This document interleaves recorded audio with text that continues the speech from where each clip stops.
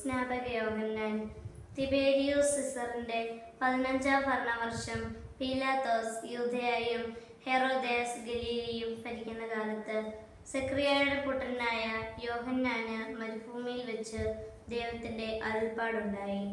അവൻ പാപമോചനത്തിനുള്ള മാനസാന്തരത്തിന്റെ ജ്ഞാനസ്നാനം പ്രസംഗിച്ചുകൊണ്ട് ജോർദാന്റെ സമീപ പ്രദേശങ്ങളിലേക്ക് വന്നു. ജ്ഞാനസ്നാനം സ്വീകരിക്കാൻ തന്റെ അടുത്തെത്തുന്ന ജനങ്ങളോട് അവൻ പറഞ്ഞു, മാനസാന്തരത്തിന് യോജിച്ച ഫലങ്ങൾ പുറപ്പെടുവിക്കുവാൻ. വൃക്ഷങ്ങളുടെ വേരിന് കോടാലി വെച്ചു കഴിഞ്ഞു. നല്ല ഫലം കായ്ക്കാത്ത വൃക്ഷങ്ങളെല്ലാം വെട്ടിത്തീയിലെറിയും. ജനങ്ങളെല്ലാം ഇവനാണ് ക്രിസ്തുവെന്ന് യോഹന്നാനെ പറ്റി ചിന്തിച്ചു തുടങ്ങി. എന്നാൽ അവൻ അവരോട് പറഞ്ഞു, എന്നേക്കാൾ ശക്തനായ ഒരുവൻ വരുന്നു.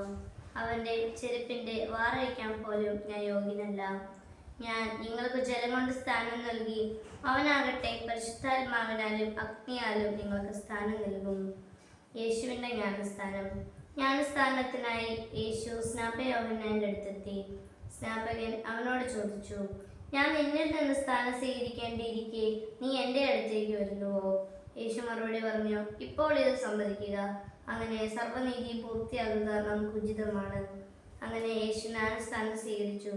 അപ്പോൾ സ്വർഗത്തിൽ നിന്നൊരു സ്വരമുണ്ടായി, ഇവൻ എൻ്റെ പ്രിയപുത്രൻ, ഇവനെ ഞാൻ പ്രസാദിച്ചിരിക്കുന്നു.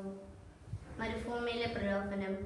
യേശു തന്റെ പരസ്യ ജീവിതം ആരംഭിക്കുന്നതിന് മുൻപ് 40 ദിനരാത്രങ്ങൾ മരുഭൂമിയിൽ ഉപവസിച്ചു. ഒടുവിൽ അവന് വിശന്നു. അപ്പോൾ സാത്താൻ അവനെ സമീപിച്ചു പറഞ്ഞു, നീ ദൈവപുത്രനാണെങ്കിൽ ഈ കല്ലുകൾ അപ്പമാക്കാൻ പറയുക. യേശു മറുപടി പറഞ്ഞു, മനുഷ്യൻ അപ്പം കൊണ്ട് മാത്രമല്ല ദൈവത്തിന്റെ നാവിൽ നിന്ന് പുറപ്പെടുന്ന ഓരോ വാക്കുകൊണ്ടുമാണ് ജീവിക്കുന്നത്. പിന്നീട് സാത്താൻ അവനെ ദേവാലയം മുകളിലെത്തിച്ചിട്ട് പറഞ്ഞു, നീ ദൈവപുത്രനാണെങ്കിൽ താഴേക്ക് ചാടുക. നിന്റെ പാദം കല്ലിന്മേൽ തട്ടാതിരിക്കാൻ അവൻ നിന്നെ കൈകളിൽ താങ്ങിക്കൊള്ളും എന്നെഴുതപ്പെട്ടിരിക്കുന്നു. യേശു പറഞ്ഞു, നിന്റെ ദൈവമായ കർത്താവിനെ പരീക്ഷിക്കരുത് എന്നുകൂടി എഴുതപ്പെട്ടിരിക്കുന്നു. വീണ്ടും പിശാച് അവനെ വലിയൊരു മലയിലേക്ക് കൂട്ടിക്കൊണ്ടുപോയി. ലോകത്തിലെ എല്ലാ രാജ്യങ്ങളും അവനെ കാണിച്ചുകൊണ്ട് അവനോട് പറഞ്ഞു, നീ സാഷ്ടാംഗം പ്രണമിച്ച് എന്നെ ആരാധിച്ചാൽ ഇവയെല്ലാം ഞാൻ നിനക്ക് നൽകും. യേശു കൽപ്പിച്ചു, സാത്താനെ ദൂരെ പോകുക. നിന്റെ ദൈവമായ കർത്താവിനെ ആരാധിക്കണം, അവിടുത്തെ മാത്രമേ പൂജിക്കാവൂ എന്ന് എഴുതപ്പെട്ടിരിക്കുന്നു. അപ്പോൾ സാത്താൻ അവനെ വിട്ടുപോയി. പിന്നീട് അവൻ ഗലീലയിലെത്തി തന്റെ ദൗത്യം ആരംഭിച്ചു. അവൻ പ്രസംഗിക്കുവാൻ തുടങ്ങി, മാനസാന്തരപ്പെടുവിൻ, സ്വർഗരാജ്യം സമീപിച്ചിരിക്കുന്നു.